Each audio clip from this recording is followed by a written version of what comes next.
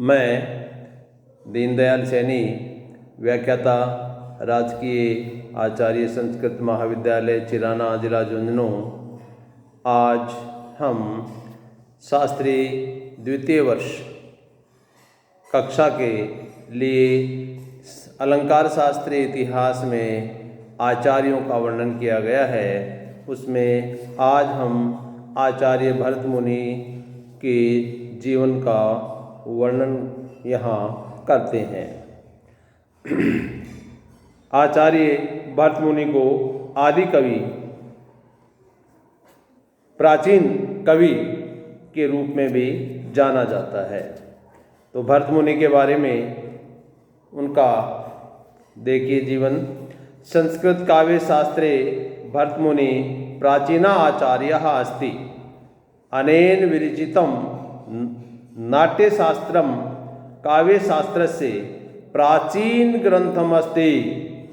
अनेन ग्रंथेन अस्मान् पुराकालस्य नाट्य, अभिनय, नृत्य, संगीत, छंद, रस, गुण आदि अलंकारे नियमानां बोधं भवति।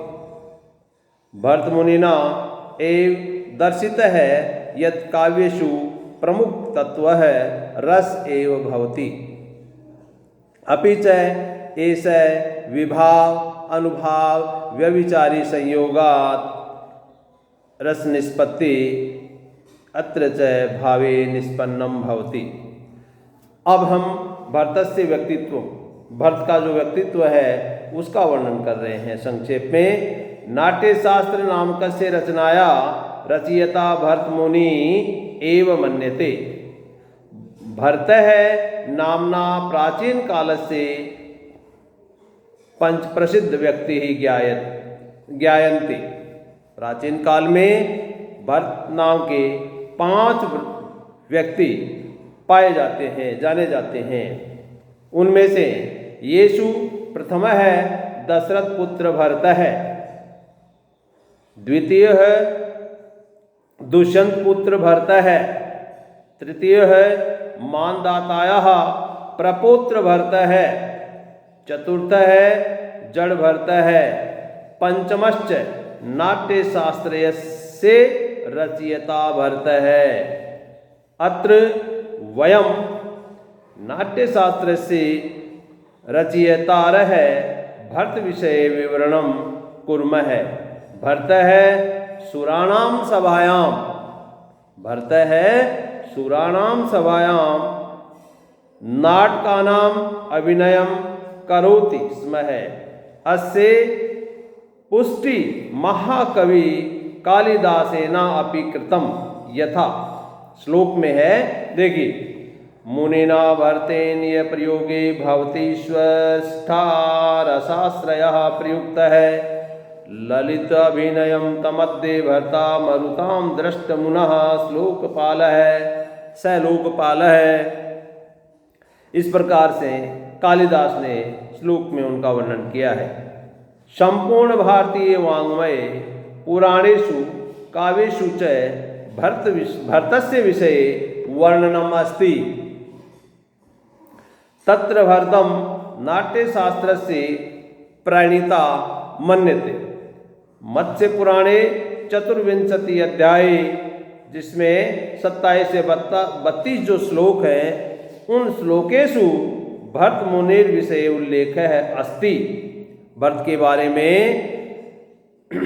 मत्स्य पुराण के 24 अध्याय में 27 से 32 के श्लोक में भरत मुनि के विषय में उल्लेख पाया जाता है। यह है देवलोके लक्ष्मी स्वयंवर है नाटकस्य अभिनयम अकारयत्।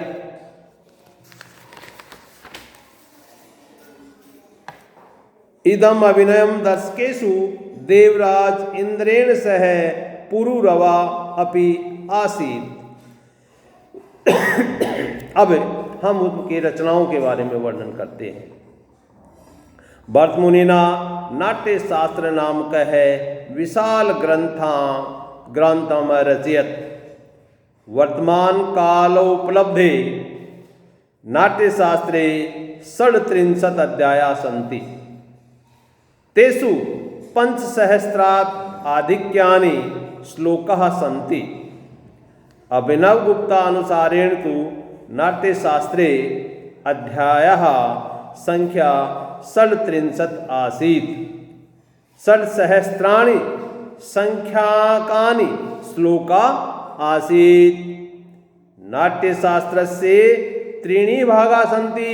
नाट्यशास्त्र के 3 भाग हैं। प्रथम है सूत्र है, द्वितीय है कृति भाष्य व तृतीय च कारिका श्लोका च।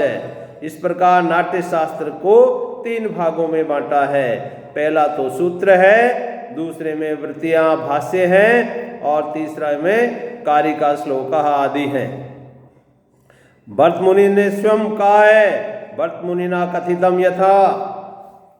देखिए क्या लिखा है, विस्तृणोपदिष्टानाम अर्थानाम सूत्र भाषेहु निबंधो यह समासेन संग्रहम तम विदुर्बुद्धः रसाभावार्य अभिनयः धर्मी वृत्ति प्रवर्तयः सिद्धीश्वराश्चतोद्यम गानम रंगम च संग्रह। भरत मुनिना रसस्य लक्षणम स्वयं निष्पादित है।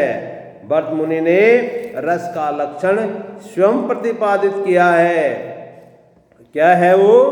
विभावा अनुभाव व्यभिचारी संयोगात रस निष्पत्ति। अर्थात विभाव अनुभाव व्यभिचारी संयोग, व्यभिचारी भावों के संयोग से रस की निष्पत्ति होती है। इस प्रकार से उनका रस की निष्पत्ति का यह जो लक्षण है निष्पादित है और प्रसिद्धि प्राप्त है। नाट्यशास्त्रे प्रथम अध्याय नाट्यस्य उत्पत्तिर्विषये विस्तार पूर्वकम अवर्णयत् और नाट्य मंडपानां भेदा प्रेक्षाग्रहणाम रचनाम तत् विविध भाषा विविध भागानां स्वरूपम शीर्ष रंगपीठ है मतवारिणी प्रेक्षाभवन है यवनिका आदय है रचनाम। द्वितीय अध्याय कृतम।